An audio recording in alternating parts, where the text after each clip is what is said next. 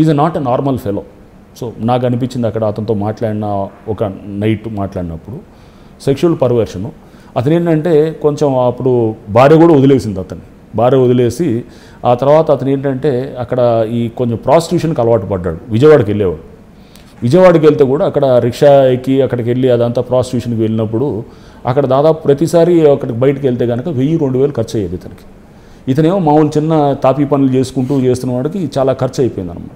So ఇంత ఖర్చు పెట్టుకొని ఇదంతా చేయడం అనేది ఇది కాదు. కానీ వాళ్ళు ఉన్నటువంటి ఆ సెక్షువల్ ఆ ఇన్స్టింక్ట్ని అతను ఆపుకోలేకపోతున్నాడు. లేకుండా అతను ఏం చేసేటప్పుడు ఇట్లాంటి దానికి పోయాడు. అంటే అమ్మాయిల హాస్టల్స్లోకి వెళ్ళటం, వెళ్ళి అక్కడ వాళ్ళని లైంగికంగా వాళ్ళతోటి ఇబ్బందిగా ప్రవర్తించడం, కొన్ని చోట్ల రేపులు చేయటం, కొన్ని చోట్ల రేప్ కమ్ మర్డర్ చేయటం. ఎవరైతే చూశారనుకోండి, రేప్ చేసిన తర్వాత వాళ్ళని చంపిన సందర్భాలు ఎవిడెన్స్ లేకుండా. కొన్ని చోట్ల ఏంటి లైంగికంగా చేసినప్పుడు చూడంగానే పరిగెత్తి, అంటే జనాలు ఉన్నారనుకోండి పారిపోతాడు. సో అక్కడ జనాలు లేరంటే కనుక చంపటం, ఏదైనా చూసింటే కనుక చంపటం అనేది. వాడు ఇన్వెస్టిగేషన్లో ఆయన ఇంట్లోకి వెళ్ళినప్పుడు ఏదో పౌడర్ రాసుకుంటే వాడికి ఏదో రైట్. అతనికి ఏంటంటే అదే నేను సెక్షువల్లీ పర్వర్షన్. ఎందుకంటే అతను ఏం చేసేవాడంటే నాకు చాలా విచిత్రంగా అనిపించేది. రాత్రిపూట అతను వచ్చేసి పొలాల్లో తిరుగుతుండేవాడు నందిగాంలో. అక్కడ చుట్టూ ఏమన్నా సపోజ్ నైట్ ఏమగానే రాత్రి ఇంట్లో ఉండలేను సార్, నేను నైట్ అంతా పొలాల్లో తిరుగుతుంటాను, నాకు ఇంట్లో పడుకుంటే అంత పిచ్చి పిచ్చి ఆలోచనలు వస్తుంటాయి అని చెప్పేసి బయటకు వచ్చి తిరుగుతుంటాను. హాస్టల్స్కి వెళ్ళినప్పుడు లోపలికి వెళ్ళే ముందు ఆ కిటికీల దగ్గర వీళ్ళు పౌడర్ డబ్బాలు అవి పెట్టుకుంటారు అమ్మాయిలు, వాళ్ళు అద్దాలు అవి పెట్టుకొని కాస్త రెడీ అవ్వడానికి అవన్నీ పెడుతుంటే కిటికీలో నుంచి ఆ పౌడర్ తీసుకుని లోపల జల్లి వెళ్తుండేవాడు. అంటే వాడి థింకింగ్లో అది ఎంత అంటే లోపల అతనికి ఒక స్మెల్ వస్తుంది, దాంతో ఎరాటిక్ ఫీలింగ్ అనమాట.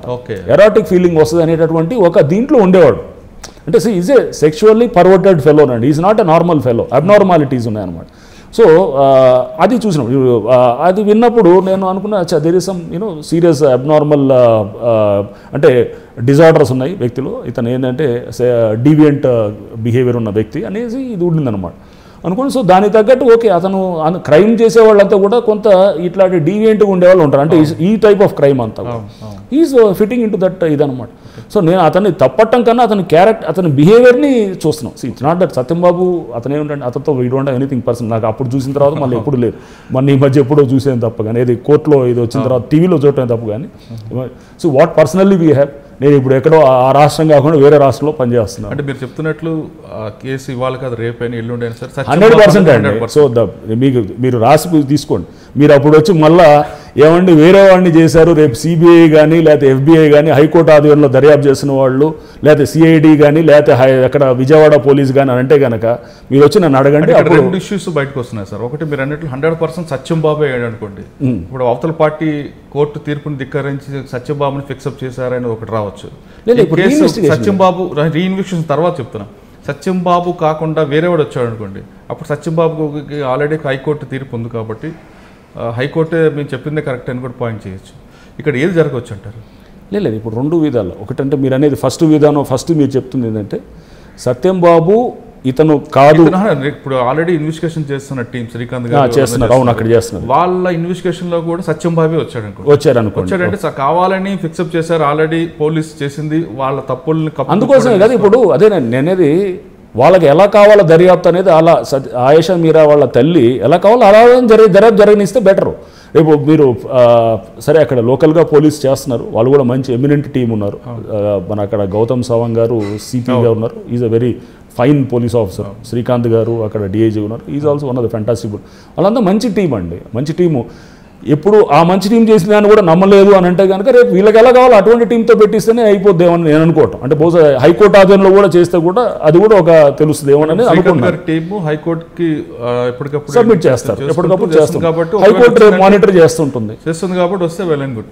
సరే, సత్యం బాబు కేసులో ఉన్న టైంలో మీకు ఒక అవార్డు వచ్చింది, హైదరాబాద్ వచ్చి అవార్డు తీసుకున్నారు. అంటే అక్కడ మీరు ఆల్రెడీ మార్కాపురంలో చేసిన వర్క్కి మార్కాపురం వచ్చారు. అంటే మార్కాపురం అనేది ఒక ఆ టైంలో తీసుకుంటారంటే మావోయిస్టులకు హెడ్ క్వార్టర్. అప్పుడు వాళ్ళని మావోయిస్టులు చర్చలు జరుగుతున్నప్పుడు కూడా మీరే రిసీవ్ చేసుకున్నారు. అసలు మార్కాపురం మీరు ఎప్పుడు వెళ్ళారు, అక్కడ ఎలాంటి సిచ్యువేషన్ ఉంది, మీరు ఆర్కేలందరినీ రిసీవ్ చేసుకున్నప్పుడు సిచ్యువేషన్ ఎలాగుంది, ఒక్కసారి రివీల్ చేయండి. రైట్ అండి. ఇది నేను 2004లో నాకు పోస్టింగ్ అయిందండి. నేను నర్సంపేటలో ఉన్నాను, వరంగల్లో. నా ఫస్ట్ పోస్టింగ్ అంటే నేను 98లో డిఎస్పీగా జాయిన్ అయ్యాను. జాయిన్ అయిన తర్వాత 2 ఏళ్ళు ట్రైనింగ్ అయిన తర్వాత 2000 సంవత్సరంలో కొత్తగూడెంలో డిఎస్పీగా వెళ్ళాను. ఫస్ట్ 3 ఏళ్ళు చేశాను. 2003లో 1 సంవత్సరం పాటు నర్సంపేట వరంగల్ జిల్లాలో డిఎస్పీగా వెళ్ళాను. 2004 ఎలక్షన్స్ అయినాయి. ఆ తర్వాత ఎలక్షన్స్ తర్వాత కాంగ్రెస్ ప్రభుత్వం వచ్చింది. రాజశేఖర్ రెడ్డి గారు ముఖ్యమంత్రి అయ్యారు. అప్పుడు వచ్చిన తర్వాత నన్ను మార్కాపురం వేశారు. మార్కాపురం వెళ్ళే ముందు కూడా నన్ను యాక్చువల్గా అన్నారనమాట. నేను వెళ్ళి రిప్లైన్ చేశాను, ఏమంటే మార్కాపురం నాకు వద్దు, నాకు ఎందుకంటే ప్రకాశం జిల్లా మా ఫాదర్ వాళ్ళ యాన్సిస్ట్రల్ డిస్ట్రిక్ట్ అది, మా ఫాదర్ అక్కడి నుంచి వచ్చారు. నేను హైదరాబాద్లో మొత్తం నేటివ్ ఆఫ్ హైదరాబాద్ అయినా కానీ కూడా మాది యాన్సిస్ట్రల్ అది, నాకు చాలామంది తెలిసిన వాళ్ళు ఉంటారు, కొంచెం నాకు వర్క్ చేయడంలో కొంచెం ఇబ్బంది అవుద్ది, నేను ఎందుకంటే రకరకాల ఆబ్లిగేషన్స్ వస్తాయి అని చెప్పి అన్నాను. అప్పుడున్న సీనియర్ అధికారులు అన్నారు, లేదు నువ్వు ఏమైనా భయపడుతున్నావా అని అన్నారు అనమాట. భయం ఏముంది సార్, నేను వరంగల్లో చేశాను, నర్సంపేట అది కూడా హాట్ బెడ్, అది భయం కాదు, ఆబ్లిగేషన్స్ అనవసరంగా ఉంటాయి అని చెప్పి దాంతో నేను అంటే లేదు నువ్వు వెళ్ళి పంచాను. సరే తప్పకుండా నాకేం ఇబ్బంది లేదు అని నేను వచ్చాను. వచ్చి మార్కాపురంకి వచ్చాను. వచ్చిన తర్వాత ఫస్ట్ అప్పుడు కాంగ్రెస్ ప్రభుత్వం చర్చలు సిస్టమ్ ఉంది. చర్చల సిస్టంలో పీపుల్స్ వార్ అండి, పీపుల్స్ వార్తో చర్చలకి వాళ్ళు ఎలక్షన్ దీనిగా వెళ్ళారు. అది ఏది అజెండాగా దాన్ని పెట్టారు. కాంగ్రెస్ పార్టీ అప్పుడు పెద్ద దీంతో మెజార్టీ తోటి గెలవటం జరిగింది. సో రాజశేఖర రెడ్డి గారు వచ్చారు. వచ్చిన తర్వాత చర్చలకి ఆహ్వానించారు.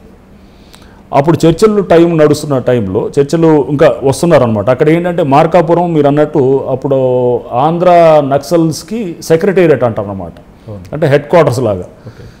ఈ రామకృష్ణ వీళ్ళందరూ అక్కడే ఉంటారన్నమాట. బేస్ అయ్యి కేంద్ర కమిటీకి సంబంధించిన ఇంపార్టెంట్ ఆంధ్రప్రదేశ్ టాప్ లీడర్షిప్ అంతా అడే ఉంటారు. రామకృష్ణ కూడా అక్కడే దోర్నాల దగ్గర, రామకృష్ణను కూడా మేము అక్కడే రిసీవ్ చేసుకున్నాం. ఇది దోర్నాల దగ్గర, నేను పోలీస్ స్టేషన్ దగ్గర, వాళ్ళందరూ చిన్నారుట్ల నుంచి వచ్చారు. అక్కడ శ్రీశైలం దగ్గర చిన్నారుట్ల నుండి. అంటే వాళ్ళందరినీ మీరు ఎప్పుడు ఒకసారి మీరు మావోయిస్టులు నర్సంపేట చేసినప్పుడు కానీ అంతవరకు మీరు చూస్తున్నప్పుడు వాళ్ళని డైరెక్ట్ ఫేస్ టు ఫేస్ చూడడం అనేది లేదు, ఇక్కడ డైరెక్ట్గా లేదు, ఎక్స్చేంజ్ ఆఫ్ ఫైర్లో తీసుకున్నారు. ఒకేసారి వెపన్ తీసుకొని వాళ్ళు ఎలా రిసీవ్ చేసుకోవడం మీరు ఎలా? అదొక డిఫరెంట్ ఎక్స్పీరియన్స్ న్యాచురల్. మనం ఒక కేంద్ర కమిటీ నాయకుడో లేకపోతే రాష్ట్ర కార్యదర్శిలో వాళ్ళని డైరెక్ట్గా చూస్తామని ఎప్పుడు అనుకోలేదు, వాళ్ళతో మాట్లాడతామని మనం ఎప్పుడు అనుకోలేదు. జనరల్గా ఎన్కౌంటర్ తర్వాత చూడడం ఉంటుంది కానీ, అంటే ఎన్కౌంటర్ తర్వాత లేకపోతే రకరకాల దీంతో ఉండొచ్చు కానీ హ్యాపీగా రిసీవ్ చేశారు వాళ్ళని, మంచి సెక్యూరిటీతో హైదరాబాద్ పర్సనల్ వాళ్ళ ఐడియాలజీ బట్టి వాళ్ళు ఉన్నారు. మీరు అప్పుడు ఎలా ఫీల్ అయ్యారు? ఇట్ వాజ్ అప్పుడు ఇంకా ఉద్యోగంలో చేరి కొత్తగా ఉన్నాం, కాస్త యంగ్ దీంతో ఉండేటప్పటికి కొంచెం ఇట్ వాజ్ ఒక డిఫరెంట్ ఎక్స్పీరియన్స్ అనిపించేది. నథింగ్ బ్యాడ్ ఆర్ గుడ్ అని నేను చెప్పను కానీ ఒక డిఫరెంట్ ఎక్స్పీరియన్స్. రామకృష్ణ వాళ్ళు మిమ్మల్ని చూసి ఏ విధంగా వాళ్ళు కూడా అంటే వాళ్ళు కూడా గవర్నమెంట్లో వచ్చిన తర్వాత గవర్నమెంట్ రిసీవ్ చేసుకుని మేమందరం ఉన్న తర్వాత అక్కడ రిసీవ్ చేసుకున్న తర్వాత నాతో పాటు చాలామంది పోలీస్ అధికారులు ఉన్నారు. So it was a thrilling experience యాక్చువల్గా. అట్లా ఒక నక్సల్స్ని మనం ఎవరైతే కనుక తరచుగా వాళ్ళు ఎంబడబడుతుంటాం, వాళ్ళు పోలీసులు చంపాలని చూసేటటువంటి నక్సలైట్లు కూడా మేము ఎదురుగా ఉండటం, సో ఇది కొంచెం విచిత్రంగా ఉండిన సిచ్యువేషనే. సో అక్కడ రిసీవ్ చేసుకున్న తర్వాత వాళ్ళందరూ హైదరాబాద్కి తీసుకురావడం జరిగింది. ఆ టైంలోనే ఆ చర్చలు జరుగుతాయా లేదా అనేటటువంటి, అంటే రాజశేఖర రెడ్డి గారి ప్రభుత్వం అక్టోబర్లో 2004లో వాళ్ళందరినీ ఇన్విటేషన్ ఇచ్చారు రమ్మని. అక్టోబర్ మొదటి వారంలో అనుకుంటా నేను పెద్దారవీడు అని ఒకటి ఉంటుంది మార్కాపురం దగ్గర. ఆ పెద్దారవీడు దగ్గర ఒక చిన్న సర్పంచ్ను ఏమన్నా కాస్త కిడ్నాప్ అయ్యాడని కొంచెం అక్కడ కాసేపు ప్రచారం వచ్చింది. సర్పంచ్ కిడ్నాప్ అయ్యాడనగానే నేను కొంచెం కాస్త టెన్షన్లో ఫీల్ అయ్యామన్నమాట. ఇదేంటి సర్పంచ్ని కిడ్నాప్ చేసి ఒక పక్కన చర్చలు అంటున్నారు, వీళ్ళేమో ఆల్రెడీ ఊర్లలోకి వచ్చి కొంచెం అప్పుడు ఈ నక్సలైట్స్ కాస్త జనాలు ఊరి మీదకి వచ్చి ల్యాండ్లు పంచటాలు ఇవన్నీ చేస్తున్నారు అన్నమాట. చేస్తున్నప్పుడు అప్పుడు ఏమైందంటే సరే ఇక వెంటనే మనం పెద్దారవీడికి వెళ్ళాను. బయలుదేరి ఓ సూమో ఉంది, సూమోలో నాతో పాటు ఒక 4-5 మా కానిస్టేబుల్స్ అందరినీ ఎక్కించుకొని తుపాకులు పట్టుకొని వెళ్ళాను. వెళ్తుంటే రోడ్డు మీద దళం అనమాట మొత్తం. శ్యామ్ అని ఉంటాడు, తర్వాత లొంగిపోయాడు అతను. శ్యామ్ అని అప్పుడు అతను టాప్ లీడర్. రోడ్డు మీద బండ్లు ఆపి అన్నీ చెక్ చేస్తున్నారు అనమాట. నేను వెళ్ళేటప్పటికి అతను అక్కడ ఆపి చేస్తున్నారు. మేము దిగేటప్పటికి మమ్మల్ని చూసి పరిగెత్తడం మొదలెట్టారు. సో మేము కాల్చలేదు, ఫైర్ చేయలేదు, ఎందుకంటే చర్చల వాతావరణం ఉంది, మనం దాన్ని డిస్టర్బ్ చేయకూడదు అనేది అనుకున్నాం అనమాట. ఎప్పుడు గవర్నమెంట్ బట్టి పోతామండి, గవర్నమెంట్ ఏ పాలసీ తీసుకుంటే ఆ పాలసీ తగ్గట్టు చేస్తాం. సో గవర్నమెంట్ డెఫినెట్గా అక్కడ చర్చల వాతావరణం కావాలనేది ఉన్నారు కాబట్టి మేము నాకు ఎదురుగా జస్ట్ ఒక 4-5 మీటర్ల దూరంలో అనమాట. సో వాళ్ళందరూ అక్కడే ఉన్నారు. దళం అంతా ఆలివ్ గ్రీన్ డ్రెస్ వేసుకొని ఉన్నారు. మేము వెపన్స్ తోటి సుమోలోంచి దిగాం. వాళ్ళకి మేము పోలీస్ అని తెలుసు, ఎదురెదురు పడ్డాం.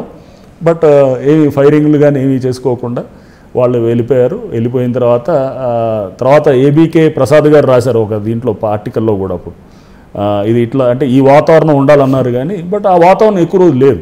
ఆ తర్వాత వాళ్ళు వచ్చేసి ఊర్లలో ల్యాండ్లు ఆక్రమించుకోవటం, జనాల్ని కొట్టడం కాస్త చర్చల తర్వాత వాళ్ళు రామకృష్ణ వాళ్ళ సేఫ్గా మీరు దోరణాలు పంపించారా లేదంటే? లేదు, ఇంక మేము పంపించడం ఏమీ లేదండి. వాళ్ళు తర్వాత ఇక అది జరిగింది. ఆ తర్వాత మొట్టమొదటి ఎన్కౌంటర్ చేసింది కూడా మేమే అనమాట. రిసీవ్ చేసుకుంది మేమే. మొట్టమొదటి ఆ చర్చల నుంచి కాలపోవడానికి కారణమైన ఎన్కౌంటర్ జనవరి 15 రోజు కనుమ రోజున జరిగింది. ఎన్కౌంటర్లో 3 చనిపోయారు. చనిపోయి ఆ ముగ్గురిని చేసుకున్న దాంట్లో 3 ఉన్నారు. తర్వాత ఎన్కౌంటర్ ఉన్నాడు, వాళ్ళు అక్కడ వచ్చిన వాళ్ళు కూడా ఉన్నారు. ఆ 3 చనిపోయారు. దాంట్లో ఒక యాక్షన్ టీమ్ కమాండర్ ఉన్నాడు, అతను చనిపోవటం, దాంతో చర్చలు బ్రేక్ అయిపోయినాయి అన్నమాట. అంటే మార్కాపురంలో బాగా టఫ్ ఉన్న ఏరియాలో మీరు ఒక రాత్రి వెళ్ళి పైన నల్లమల అడవుల్లో కూర్చొని ఒక ఆపరేషన్ కోసం మీరు బాలసుబ్రహ్మణ్యం గారు వీళ్ళందరూ కూడా ఒక టీం ఫామ్ చేశారు. కానీ ఒక మేజర్ వ్యక్తి మిస్ అయ్యాడు అక్కడ. ఆ వ్యక్తి ఎవరు, మీరు ఎందుకు మిస్ అయ్యాడు? శాఖమూరి అప్పారావు అండి అప్పుడు. అవును, అంటే అక్కడ ఒక అద్భుతమైన వాతావరణం ఉండేది, పనిచేసే వాతావరణం. లద్దా గారు ఉండేవారు ఫస్ట్లో ఎస్పీగా. నేను అక్కడ డిఎస్పీగా వెళ్ళాను. అక్కడే ప్రమోషన్ వచ్చి అడిషనల్ ఎస్పీ నక్సల్ ఆపరేషన్స్గా ఉండేవాడిని మార్కాపురంలో. లద్దా గారి మీద తర్వాత బ్లాస్ట్ అయింది. తర్వాత ఆయన ట్రాన్స్ఫర్ అయ్యారు. బాలసుబ్రహ్మణ్యం గారు వచ్చారు. బాలసుబ్రహ్మణ్యం గారు కూడా చాలా అగ్రెసివ్గా ఉండే వ్యక్తి అనమాట. And highly committed man, highly committed, highly professional and చాలా అంటే మంచి వాతావరణాన్ని క్రియేట్ చేసేటువంటి ఆఫీసర్. అంటే అక్కడ ఆ రోజు ఆపరేషన్ బాలసుబ్రహ్మణ్యం గారు మీరు నైట్లో అర్ధరాత్రి కూర్చున్నారు, కానీ శాఖమూరి అప్పారావు ఎలా మిస్ అయ్యాడండి అసలు అక్కడ? అంటే బహుశా మీరు చెప్తున్న ఆపరేషన్ అక్కడ నైట్ టైం వాళ్ళు ఏం చేశారంటే డిసెంబర్ 2005 అనుకుంటా అండి, నాకు గుర్తుంది. డిసెంబర్ 2005లో వారోత్సవాలు జరుగుతాయి. వారోత్సవాలు డిసెంబర్ 2 నుంచి డిసెంబర్ 9 దాకా పీపుల్స్ వార్ యొక్క వారోత్సవాలు జరుగుతుంటాయి. అంటే అప్పుడు ఏది ప్రజా గరిల్లా సైన్యం ఏదో దాని పీజీఏ వారోత్సవాలు అని చేస్తారు. అవి చేస్తున్నప్పుడు వీళ్ళు ఏం చేస్తారు, సేమ్ లాజిక్, ఆయేషా మీరా కేసు అన్నిటికీ లాజిక్కే వాడాలండి, సింపుల్ కావాల్సింది. సో దీనికి ఏం చేశారు, అన్ని చోట్ల వీళ్ళు విలేజ్కి వెళ్ళి అక్కడ మీటింగులు పెట్టడం అవి చేస్తున్నారు. పుల్లల చెరువు అని అక్కడ ఒక మండలం ఉంది, పుల్లల చెరువు ప్రాంతం. దానికి ఆనుకొని ఉన్నటువంటిది కొంత ఏది వినుకొండకు సంబంధించిన కొంత మండలం ఏదో ఉంది, నాకు పేరు గుర్తులేదు కానీ. సో మండలం వినుకొండ నర్సరావుపేట డివిజన్లో వినుకొండ దగ్గర కొంచెం బార్డర్లో ఉన్నటువంటి ప్లేసెస్లో రోడ్లో. సో వినుకొండ, గుంటూరు వినుకొండ అండ్ ప్రకాశంలో పుల్లల చెరువు, ఈ బార్డర్ అనమాట. అప్పుడంతా హై నక్సల్ ఇది. సో అప్పుడు వీళ్ళు ఊరికి వెళ్ళి జనాలతోటి మీటింగులు పెట్టడం, అక్కడ పాటలు పాడటం, ఇదంతా చేస్తూ కొంతమందిని దండించడం, కొట్టడం, చంపటం ఇవన్నీ చేస్తుంటారు అనమాట. చేసేది ఎవడన్నా వీళ్ళు అనుకున్నవాడు ఎవడో పలానా వాడు ఏదో భూస్వాములు అంటారో, లేకపోతే వీడెవడో పెట్టుబడిదారు అంటే ఏదో వీళ్ళ లాజిక్ ఏదో ఉంటుంది, వీళ్ళ పర్స్పెక్టివ్. సో దాన్ని బట్టి వాళ్ళు కొంతమందిని చంపటం, కొట్టడం అన్నీ చేస్తున్నారు. ఒక విలేజ్ తర్వాత ఇంకో విలేజ్. వాడు పార్టీ వాళ్ళ మనుగడ కాపాడుకోవాలంటే వాళ్ళు విలేజ్ టచ్ చేయాలి. ఈ ఏ విలేజ్ టచ్ చేశారు, తర్వాత బి విలేజ్ టచ్ చేశారు, ఆ తర్వాత సీకో డీకో ఈకో వస్తాడు కదా. అవును. సో ఈ కాకుండా ఏదో ఒక ఈ 4-5 విలేజ్లు వస్తారని ఈ 4-5 విలేజ్ల దగ్గర మనం కాపు కాసి కూర్చున్నాం. విలేజ్లోకి ఎక్కడా తెలియకూడదు. విలేజ్లో తెలిసిందనుకోండి వాళ్ళు లీక్ అయిపోతుంది. సో అక్కడ ఆ విలేజ్లో తెలియకుండా ఆ వచ్చేటటువంటి దారులలో మనం అతి కష్టమైన దారి ఒకటి, అంటే మనం ఉండటానికి దాక్కోవడానికి వీలైనటువంటిది గెరిల్లా తంత్రం అనమాట. సో అక్కడ పెట్టుకొని అక్కడ పెట్టి దాంట్లో వెయిట్ చేయటం, అంబుష్ కోసం వెయిట్ చేయటం. వీళ్ళు వచ్చినప్పుడు మనం ఉండొచ్చు అనేటటువంటి దాంతో 3-4 దారులు ఎంచుకొని వెయిట్ చేస్తున్నప్పుడు వీళ్ళు అనుకున్నట్టుగానే ఒక దగ్గరికి వచ్చారు. నైట్ వచ్చారు, రాత్రిపూట అయింది. బట్ వీళ్ళు వాళ్ళైనా కాదనే నిర్ధారణ చేసుకోవడానికి మనకు తెలియదు. మేము అనుకున్న కొండ దగ్గర కాకుండా ఇంకో పక్క కొండకు వచ్చి ఉన్నారు నైట్. సో అప్పుడు ఏం చేశారంటే టీంలో కొంతమంది వెళ్ళేసి కొండ దిగి వెళ్ళి మన నైట్ వెళ్ళి చూసేసి వచ్చి ఇది పోలీసు ఇది వాళ్ళు నక్సలైట్ దళాలు. నైట్ టైం వెళ్తున్నప్పుడు వాళ్ళకి ఐడెంటిఫై కారా సార్? నైట్ టైం కనపడరు, కష్టం అవుతుంది. వస్తుంది మాటలు అంతా మనం అనుకున్న కొండ కాకుండా ఇంకోటి ఒక 300-400 మీటర్ల దూరంలో కొండ ఎక్కారు అనుకోండి. నైట్ టైం చిమ్మ చీకటిగా ఉంటుందండి, ఎవడేంటో తెలియదు. నైట్ విజన్ డివైజెస్ ఉంటాయి, దాంట్లో కూడా ఏదో చిన్న మసకగా కనపడుతుంటుంది కానీ క్లారిటీతో కనపడదు. సో ఈ దిగి వెళ్ళి అక్కడ చూసి వచ్చిన తర్వాత అది మనకి నక్సలైట్స్ అనేది వచ్చిన తర్వాత మొత్తం టీం అంతా వెళ్ళేటప్పటికి కొంచెం తెల్లవారు అవుతున్న టైంలో ఫైరింగ్ చేసినప్పుడు దాంట్లో మెయిన్ లీడర్స్ ఇద్దరు చనిపోయారు. చనిపోయిన తర్వాత శాఖమూరి అప్పారావు వీళ్ళ టీం అంతా గుంటూరు వాళ్ళు అప్పుడే చాలా చాలా విధ్వంసంలో ఉండేవాళ్ళు. చిలకలూరుపేట అప్పుడు పోలీస్ స్టేషన్ మీద అటాక్ చేసి 7గురిని చంపారు. సిఐ వాళ్ళ తల్లిని చంపడం జరిగింది. ఇదంతా అంటే చాలా విధ్వంసం ఉండేది అసలు. సో ఆ టైంలో అప్పుడు అంటే తెల్లవారుజామున ఆ టైంలో ఫైరింగ్ చేయడం తోటి వాళ్ళు కొంతమంది దొరికారు, కొంతమంది మిస్ అయ్యారు. సో ఇట్లాంటి చాలా ఆ టైంలో రిస్కులు తీసుకోవాల్సిన పరిస్థితులు పోలీసు వైపు నుంచి. సో పోలీసు వైపు నుంచి చాలా ఉన్నాయి. అంటే అది ప్రతి కింద నుంచి హోంగార్డ్ నుంచి కానిస్టేబుల్ నుంచి అందరూ చేశారండి అప్పుడు. సో ఎస్ఐస్ ఉండేవాళ్ళు, కొత్త యంగ్ ఎస్ఐస్ ప్రాణం పెట్టి చేశారనమాట. ప్రాణం పెట్టి ప్రతి వాళ్ళు కూడా దాంట్లో ఇన్వాల్వ్ అయ్యి చేయడంతో అక్కడ ప్రాబ్లమ్ని కొంతవరకు అంటే మార్కాపురం, అదేవిధంగా నర్సంపేట, నెక్స్ట్ మీరు చేసిన మిగతా 3 ఖమ్మం బోర్డర్లో కానీ మీరు చాలా ఎన్కౌంటర్లు చేశారు. ఇందులో మీరు చేసింది రియల్ ఎన్కౌంటర్ అని, ఫేక్ ఎన్కౌంటర్లు? ఫేక్ ఎన్కౌంటర్స్ ఏం లేదండి. ఫేక్ ఎన్కౌంటర్స్ అట్లా ఇప్పుడు దానికి అసలు ఒప్పుకోం. అసలు ఫేక్ ఎన్కౌంటర్స్ నాకు తెలిసి అయితే నేను హానెస్ట్గా చెప్తున్నానండి, ఫేక్ ఎన్కౌంటర్ అనేది లేదు అసలు. చేసిన పక్క ఆపరేషనల్ ప్లానింగ్, అంటే పక్క ఆపరేషనల్ ప్లానింగ్, అంటే కానీ ఎక్కడో పట్టుకొచ్చి తీసుకెళ్ళినాయి అటువంటిది అయితే నేను ఎప్పుడు చేయలేదు. రంగనాథ్ మార్కాపురంలో చేస్తున్నప్పుడు కొన్ని ఫేక్ ఎన్కౌంటర్లు చేశారు. దానివల్ల మేము లడహా మీద దాడి చేసిన తర్వాత కూడా రంగనాథ్ హెచ్చరించాం అనేది అప్పుడు వార్త వచ్చింది. లేదు, ఫేక్ ఎన్కౌంటర్ అనేది ఎన్కౌంటర్ జరిగిందంటే కనుక వీడు ప్రతి ఎన్కౌంటర్ ఫేకే అంటాడు. పీపుల్స్ వారు ఎలా ఉంటారంటే వాళ్ళు ప్రతి ఎన్కౌంటర్ ఇది ఫేకు ఇదని, ఎందుకంటే వాళ్ళ పార్టీ మనుగడ చూపించుకోవాలి కదా, వాళ్ళు అన్నీ ఫేక్ అని అంటారు.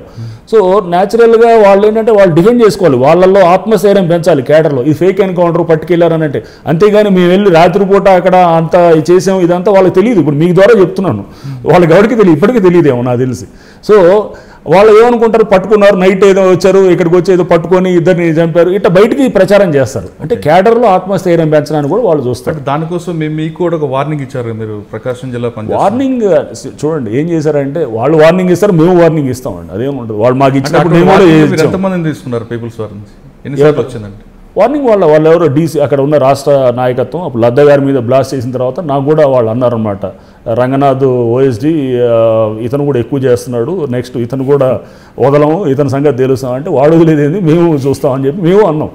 సో ఇప్పుడు నాకు ఫోన్లో చేశారు అప్పుడు. ఒకటి ముఖ్యమైన సంఘటన కూడా ఏంటంటే, మా ఎస్ఐ ఉన్నాడు ఖమ్మంలో, నాయక్ అని ఉండేవాడు, అతను ఇప్పుడు సింగరాయకొండలో ఎక్కడో పనిచేస్తున్నట్టుంది. అతను ఎస్ఐకి ఎవరో ఫోన్ చేశారు, ఫోన్ చేసి ఇదేంటంటే బెదిరిస్తున్నాడు ఎస్ఐని.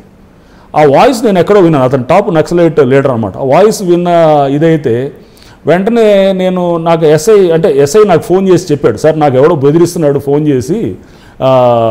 నేను అంటే మేమనుకున్నా అంటే బయట ఉంటారు కదండి, ఓపెన్ ఉంటారు, కేడర్ ఉంటారు, ఈ వీరాసం అలీలు ఇట్టోళ్ళు ఎవరో ఏంటారులే, బయట వాడు ఏపీసీఎల్సీ ఇట్టోళ్ళు ఉంటారులే, బెదిరిస్తున్నారేమోలే అని చెప్పి నాకు ఫోన్ నెంబర్ ఈ నాయక్ నేను మాట్లాడుతానని చెప్పాను.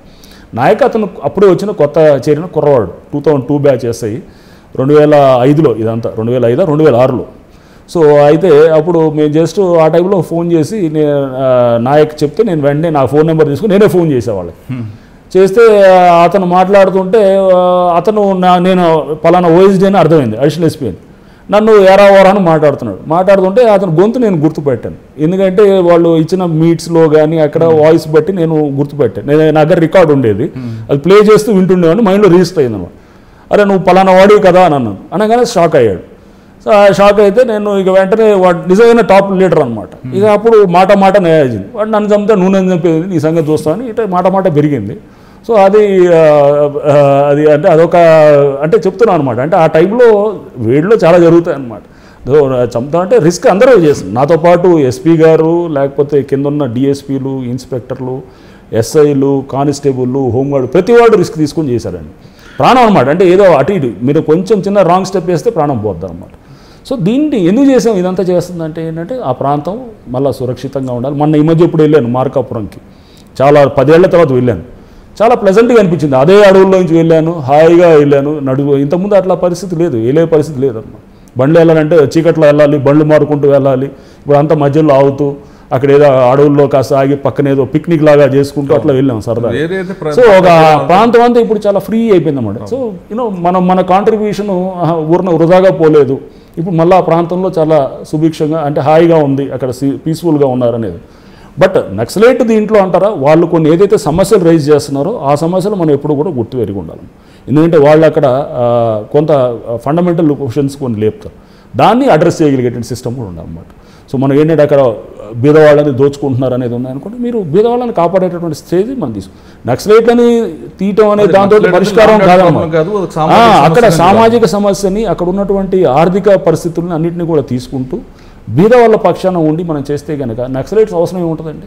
ప్రభుత్వం అక్కడి వరకు వెళ్ళాలి, ప్రభుత్వ పథకాలు ఉన్నాయి, ప్రభుత్వ పథకాలు ఉన్నాయి, బీదవాళ్ళని దోచుకునేటటువంటి దీన్ని మనం వీలైనంత వరకు మనం అక్కడ పోలీసు వ్యవస్థ కానీ కాకుండా రెవెన్యూ డిపార్ట్మెంట్ అందరూ కూడా అధికారులు పథకాలతో పాటు ఈ అన్నిటిని కూడా మనం అడ్డుకోగలిగితే చేయగలిగితే కనుక అంటే చాలా ప్రోయాక్టివ్గా చాలా మనం ఏంటంటే డెప్త్ ఆలోచన చేయాలి. ఇవన్నీ కూడా ఏంటంటే ఊరిని ఏదో మనం ఏదో నక్సలైట్ని చంపేసి అక్కడ పరిస్థితులు అక్కడ రానివ్వకూడదు. అక్కడ పరిస్థితులు గొప్పవాడు బీదవాడిని దోచుకునేటటువంటి పరిస్థితి అక్కడ ఉందనుకోండి, ఎప్పుడైనా రేపు నక్సలిజం వస్తుంది. ఈరోజు పోయింది రేపు వస్తాడు మళ్ళీ. సో ఆ పరిస్థితులు మనం ఎప్పుడైనా అడ్రస్ చేయాలన్నమాట. మీరు 3 ప్రాంతాల్లో బాగా మావోయిస్ట్ ఎఫెక్ట్ ఉండే పనిచేశారు, కానీ అక్కడ మీరు ఎస్ఐబి సహకారం తీసుకోకుండా ఎస్ఐబి వాళ్ళు చెప్పిన ఇన్ఫర్మేషన్ని దాన్ని విభేదించి మీరు ఒక ఎన్కౌంటర్ చేశారని చెప్తున్నారు. అంటే మీరు ఒక ముందుగా వెళ్ళారు అనేది వాళ్ళ వాదన. అది లేదండి, మీకు మరి ఎవరు చెప్పారో నాకు తెలియదు, కానీ మీకు ఈ వాదన అట్లా ఏమి అంటే ఒక ఎన్కౌంటర్లో మీరు మాత్రం ఎస్ఐబి ఇన్ఫర్మేషన్ని పక్క పెట్టి మీరు వెళ్ళారు. ఎస్ఐబి అట్లా ఏం లేదు, కానీ అంటే ఒక రకరకాల ఇన్ఫర్మేషన్స్ వస్తాయండి. వచ్చిన ఎన్కౌంటర్ మీరే సక్సెస్ అయ్యారు ఎస్ఐబి ఇన్ఫర్మేషన్? అట్లా ఏం లేదు. అట్లా మనం ఏంటంటే ఒకటి అనేది అనడానికి లేదు, కానీ సో మనం ఏం చేయాలంటే అందరూ ఎస్ఐబి ఇస్తారు, లోకల్లో ఇంటెలిజెన్స్ ఇస్తారు, పోలీస్ ఇస్తారు, అందరినీ కలుపుకొని ప్లాన్ చేసుకుంటాం. ప్లాన్ చేసుకున్నప్పుడు కొన్ని ఏరియాస్లో మనం అనుకున్న కొన్ని అవుతాయి, కొన్ని అనుకునే అవ్వవు అనమాట. ఇట్లా అయింది. Poverty encounter was classic encounter అనమాట. ఖమ్మం ఎస్పీగా ఉన్నప్పుడు అదొక మంచి ఎన్కౌంటర్, అంటే మంచి ఇన్ఫర్మేషన్ మీద వెళ్ళాం. అందరూ కలిసి ఏజెన్సీ చేసాయి. ఎస్ఐబి అనేది చాలా ఇంపార్టెంట్ ఏజెన్సీ, చాలా అసలు మెయిన్ పోలీస్, లోకల్ పోలీస్ కానీ ఎస్ఐబి చాలా స్ట్రాంగ్ అండి. అందులో మన అప్పుడు ఏపీలో ఇప్పుడు తెలంగాణలో ఉన్నటువంటి ఎస్ఐబి, ఏపీలో ఉన్న ఎస్ఐబి చాలా స్ట్రాంగ్ అనమాట. సో వాళ్ళ ఇన్ఫర్మేషన్ ముందు మామూలు పోలీస్ ఇన్ఫర్మేషన్ అంత స్ట్రాంగ్గా ఉండదు అనమాట. సో వాళ్ళు ఇచ్చిన ఇన్పుట్స్ని అన్నింటినీ తీసుకుంటారు, అన్నింటినీ తీసుకొని ఒక ఎస్పీగా అక్కడ ప్లాన్ చేయాలన్నమాట. ప్లాన్ చేయాలి, అక్కడ ఉన్నటువంటి గ్రేహౌన్స్ వాళ్ళు ఉంటారు, అందరినీ కలుపుకుంటూ మనం ఆపరేషనల్ ప్లానింగ్ చేసి సో కొంత రిస్క్ తీసుకొని చేయాలన్నమాట. ఎందుకంటే అది మేము అప్పుడు చేసిన పువర్టీ ఎన్కౌంటర్, దాంట్లో ఒక ఆర్ఐ చనిపోయాడు. సో చాలా కూడా అత్యంత బాగా క్లోజ్ అయినటువంటి ఒక RI grievance deputy assault commander అంటారు, ప్రసాద్ అని, అనకాపల్లి ప్రసాద్. చాలా ఎందుకంటే అంతకుముందు నేను గ్రేవన్స్ నుంచే చేసి వచ్చాను. అతను నాకు బాగా ఆప్తుడు, బాగా తెలిసిన వాడు. సో అతను అక్కడ చనిపోవడం జరిగింది ఆ ఎన్కౌంటర్లో. సో చాలా బాధాకరమైన విషయం అనమాట. అది ఏంటంటే నాకు 10 మంది చనిపోయిన నక్సల్స్ దాని నుంచి వచ్చిన ఎన్కౌంటర్ నుంచి వచ్చిన దానికంటే వచ్చిన ఒక ఏంటంటే ఏది సాధించామనే ఫీలింగ్ కన్నా మా ఆర్ఐ చనిపోయాడనే బాధ అది ఎప్పుడు అది ఉంటుందన్నమాట. బట్ ఇన్ఫర్మేషన్ ఎవరు అనేది అది పోలీస్ ఇన్ఫర్మేషన్ అండి. సో మీకు చెప్పింది ఎవరో ఇది ఎస్ఐబి ఇది కాదు, లేదా అది కాదు, ఇది కాదు, లేదా ఎవరనేది అవన్నీ బయటికి రకరకాల మాటలు ఉంటాయి, అవన్నీ తీసుకోకూడదు. మనం ఏంటంటే పోలీస్ ఇన్ఫర్మేషన్ మీద జరిగిన ఆపరేషన్ అనమాట. అంటే ఛత్తీస్గఢ్ ఖమ్మంలో బార్డర్లప్పుడు మీరు చాలా ఎన్కౌంటర్ చేశారు, బాగా నెట్వర్క్ బూమింగ్ వెళ్ళారు, ఒక సక్సెస్ అయ్యారనే విషయం మాత్రం ఒప్పుకోవాల్సి వస్తుంది. కానీ ఖమ్మంలో పనిచేస్తున్నప్పుడు మీరు ఒక మైనస్ కూడా ఒకటి ఉందనిపిస్తుంది. మీరు చేయని కేసు ఒకటి, అంటే ఒక కేసు ఇంతవరకు ఇన్వెస్టిగేషన్ చేయలేదు, అది ఇంకా కంప్లీట్ కాలేదని, ముత్తూట్ ఫైనాన్స్లో కేసు. అసలు మీరు దాన్ని ఎందుకు ఇన్వెస్టిగేషన్ ముందుకు వెళ్ళలేకపోయింది? లేదండి, ముత్తూ ఫైనాన్స్లో దొంగతనం అయింది. అది ఎక్కడంటే మధిర అనే టౌన్ ఉండింది అక్కడ. దాంట్లో ఒక నైట్ ఒకతను వచ్చేసి మొత్తం అక్కడ తాళాలు బాలు కొట్టి లోపలికి వెళ్ళి అదంతా మొత్తం దాదాపు 5-6 కేజీలో ఎంతో దాదాపు చాలా పెద్ద ఎత్తున తీసుకెళ్ళి చాలా కేజీల బంగారం దొంగతనం అయిందన్నమాట. సో దాంట్లో కొంత సీసీటీవీ ఫుటేజ్ ఉన్నాయి, కానీ అతను మాస్క్ కట్టుకోవటం కొంత అదంతా చాలా ట్రై చేసాం. దానికి ఒక టీం పెట్టాము, కొన్ని నెలల పాటు ట్రై చేసాం. అన్ని చోట్ల మనం సక్సెస్ఫుల్ అవుతామని అనటానికి లేదు. సో ఇందాక నేను అన్నది అదే, ఆయేషా మీరా కేసులో మేము సక్సెస్ అయ్యామేమో, కానీ వేరే కేసెస్లో కూడా నేను ఆ టైంలో నాకు స్ట్రైక్ కాలేదు. ఆ తర్వాత కూడా అది ఇంకా డిటెక్ట్ అయినట్టు లేదనుకుంటా కేసు, ఇప్పటికీ అట్లానే ఉన్నట్టుంది. బట్ ఏదేమైనా కానీ ఎస్ కొంత అసంతృప్తి ఉంటుందన్నమాట. మనం చేసిన కేసెస్లో క్రాక్ చేయలేకపోయిన కేసెస్ కొన్ని ఉంటాయి. సో అప్పుడు కొంచెం అరే మనం చేసుంటే బాగుండేది కదా అనేది ఉండేది. దాని మీద ఒక పూర్తి టీం పెట్టి చాలా వైపుల నుంచి అనలైజ్ చేయటం చేసాం ఆ కేసుని. ఫుల్ ఫ్లెడ్జ్డ్గా వర్క్ చేసినా కానీ కూడా మనకి అవ్వలేదు, వర్కౌట్ కాలేదు. అంటే ఖమ్మంలో ఒక కేసే కాకుండా మీరు కొంతమందికి ఒక్కొక్క వర్గానికి సంబంధించి వాళ్ళకి సపోర్ట్ చేస్తూ కొంతమంది ల్యాండ్ కేసుల్లో కూడా ఇన్వాల్వ్ అయ్యారు, సెటిల్మెంట్ చేయించేవారు, కొంతమంది ఎస్ఎల్ తప్పి చేయించేవారు అని ఒక ఎలిగేషన్ ఉంది. లేదండి, అది చాలా wrong allegation. First of all ఏంటంటే నేనేంటంటే బీదవాళ్ళ ఇందాక మీరు చెప్తున్నారు ఏది అంటే మీరు పర్టికులర్గా బీసీ వాళ్ళకి సపోర్ట్ చేయడం, ఎస్సీ ఎస్టీ సపోర్ట్ చేసేవారు, వాళ్ళు తప్పు చేసినా సరే వాళ్ళనే వెనకేసుకొచ్చేవారు రంగనాథ ఖమ్మంలో అనేది ఒక ఆరోపణ. లేదండి, బీసీ ఎస్సీ ఎస్టీని వెనకేసుకు రావడం అనేది ఇష్యూ బేస్డ్గా ఉంటుంది అన్నట్టు, అంతేగాని వెనకేసుకు రావడం అనేది ఎందుకు ఇది అనేది ఉంటుందండి. సో బీదవాళ్ళకి ఏంటంటే ఎవరు అండుంటారు అనేది ఒకటి ఫస్ట్ వచ్చేది అనమాట. బీదవాళ్ళకి పలికేవాళ్ళు తక్కువ మంది ఉంటారు. సో వాళ్ళకి న్యాయం అయినప్పుడు ఖచ్చితంగా చేస్తాం. సెటిల్మెంట్లు ఇది అనేది అసలు ఎటువంటి పరిస్థితులు అట్టాడు వాళ్ళు ఎంతమంది సస్పెండ్ చేసాం అక్కడ, మీరు అది కూడా తెలుసుకోవాలి. అక్కడ ఎంతమంది సస్పెండ్ చేసాం, పోలీస్ అధికారుల మీద రిజిస్టర్ కూడా చేసాం కేసెస్. సో అట్లాంటి అది దానికి ఇది ఉండదు. మీకు అక్కడ ఏంటంటే ఎవరైనా కనుక ఈ ముసుగులో చేస్తుంటారు, అంటే ఏంటంటే చట్టం అనే ముసుగులో లేకపోతే ఏంటి ఇదంతా బయటికి చూపించే ఆ ముసుగులో ఉండేవాడు అది తప్పు పడతాం అన్నమాట. సో ఇప్పుడు ఎవరో అక్కడ పెద్దవాడితోటి మీరు లాలుచి పడిపోయి పోలీసు వాళ్ళు అక్కడ ఇప్పుడు ఆ సిస్టమ్ ఉందనుకోండి, పెద్దవాళ్ళతో లాలుచి అయ్యేటటువంటి సిస్టమ్తో ఉంటే కనుక అప్పుడు ఇవన్నీ వస్తారన్నమాట. ఏదంటే అక్కడ ఉండేటువంటి ఎవరో ల్యాండ్ మాఫియాని పెంచి పోషిస్తున్న వాళ్ళు కొంతమంది ఉంటారు అక్కడ, వాళ్ళంతా కుమ్మక్కయ్యి వాళ్ళు ఏంటంటే అక్కడ పోలీస్ సపోర్ట్ తీసుకుంటే అప్పటిదాకా దాన్ని అక్కడ కోర్టు నుంచి ఏదో ఒక ఆర్డర్ తీసుకొస్తారు. ఇద్దరు కొట్టుకుంటుంటారు. సపోజ్ నా ల్యాండ్ ఉందని నేను అమెరికాలో ఉన్నాను, నాకు సంబంధం లేకుండా అక్కడ మీరును ఇంకొకళ్ళు వెళ్ళేసి కోర్టు ఆర్డర్ తీసుకొస్తారు, ఏ బి ఇద్దరు కలిసి తీసుకొస్తారు. తెచ్చి ఒక చిన్న ఇంజెక్షన్ అంటారు, అది తీసుకొచ్చి పోలీస్ దగ్గరకు వచ్చి పోలీస్ ఏంటి మేము సైలెంట్గా ఉంటాం ఇట్లా అనేది అన్నప్పుడు అది తప్పు పట్టేవాడు. అంటే పోలీసు వాళ్ళు మనం కుమ్మక్కు అవ్వకూడదు అనేది అది చేసినప్పుడు కొంచెం మీరు ఎక్కడైతే మీరు మార్పు చేయాలని ప్రయత్నం చేశారో మన మీద బురద పడటం చాలా తప్పదు. సో మీరు మార్పు అక్కడ ఏంటి అప్పటిదాకా ఉన్నటువంటి ఒక స్ట్రాంగ్ అక్కడ ఏది ఎంట్రెన్స్డ్ అంటే స్ట్రాంగ్ ఎంట్రెన్స్డ్ ఉన్న ఇంట్రెస్ట్ని మీరు ఢీకొంటున్నప్పుడు తప్పకుండా మీకు ఇబ్బందులు ఎదుర్కోవాల్సి వస్తుంది. ఆ ఇబ్బందులు రెడీ అయ్యే ఉంటాను నేను, ఇప్పుడు కాదు ముందు కూడా ఎప్పుడైనా కానీ కూడా రెడీగా అవుతాం అన్నమాట. ఎందుకంటే మీరు అది తట్టుకోకపోతే నేను ఇందాక చెప్పాను ఈ నక్సలైట్ ఏరియాలన్నింటిలో పనిచేసినప్పుడు అక్కడ నక్సలిజం రావడానికి ఇటువంటి పరిస్థితులే కారణం. ఎందుకంటే మీరు అక్కడ బీదవాళ్ళు వాళ్ళని ఇట ఎవడైతే కనుక స్మార్ట్గా ఉన్నారో తెలివిగా ఉండి చట్టం ముసుగులోనో లేకపోతే ఇంకేదో ముసుగులో తీసుకొని వాళ్ళు లాలూచి పడి మొత్తం అక్కడ దోచుకుంటున్నారో అది దానివల్ల అక్కడ నక్సలైట్ ఉద్యమాలు అనేది వచ్చాయన్నమాట. సో నేను పనిచేసిన దానికి ఇంకా అర్థమే లేదనమాట. నేను పనిచేసిన మీరు పనిచేసిన టైంలో ఒక సూరి కేసులో వెపన్ లైసెన్స్ కూడా ఖమ్మం నుంచి వచ్చింది. అది లేదండి, మీరు ఇచ్చింది కాకుండా మీ మధ్యలో ఏమైనా దానికి సంబంధించి ఇన్వెస్టిగేషన్ చేయించడం కానీ చేశారని? లేదండి, అది బహుశా అది నేను రాకముందు అక్కడ అయి ఉండొచ్చు, నాకు ఐడియా కూడా లేదు ఆ కేసు గురించి. దీని తర్వాత అండి మీరు కాకినాడలో పనిచేస్తున్నప్పుడు ప్రధానంగా మీ పై అధికారి మీద ఒక ఎలిగేషన్ పెట్టారు. ఇప్పుడు అది చాలా మొత్తం స్టేట్ వైడ్గా జరిగింది. ఒక ఆయిల్ మాఫియా కేసుని బ్రేక్ త్రూ చేశారు. ఐ డోంట్ థింక్ అది దాని గురించి మాట్లాడటం కరెక్ట్గా ఉండదు. ఎందుకంటే వాట్ ఎవర్ అప్పుడు జరిగింది ఆ కేసు చెప్పడం జరిగింది. అసలు ఆయిల్ మాఫియా కేసుని బ్రేక్ త్రూ చేసి తర్వాత అక్కడ ఉన్న పంపకాల్లో తేడాల మధ్యనే ఇద్దరి మధ్యన పై అధికారికి రంగనాథ్కి మధ్యన డిస్ప్యూట్స్ వచ్చాయనేది వచ్చింది.